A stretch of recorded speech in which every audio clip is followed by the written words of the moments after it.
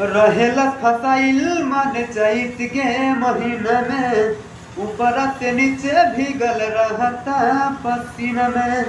रहेला फसाइल मन चैत के महीना में, ऊपर से नीचे भीगल रहता पसीना में।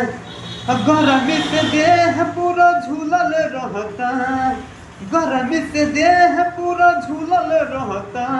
सूती कस के सवेरे साड़ी खुलल रहता, सूती कस के सवेरे साड़िया खुलल रहता। कितनो पिया तनिया मावा पका के, हर गईनी गुल कुचवा मंगा के। कितनो पिया तनिया मावा पका के, हर गईनी गुल कुचवा मंगा के।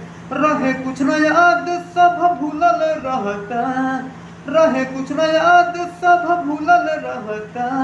सूती कस के सवेरे साड़ी खुलल रहता, सूती कस के सवेरे साड़िया खुलल रहता। रहता नी कन्फ्यूज इहे बहारी, कुछ गड़बड़ बकुंदन खेसारी। रहता नी कन्फ्यूज इहे बहारी, कुछ गड़बड़ बकुंदन खेसारी। हमरा से सोनू मिलल जुलल रहता, हमरा से सोनू मिलल जुलल रहता। सूती कस के सवेरे साड़ी खुलल रहता, सूती कस के सवेरे साड़िया खुलल रहता।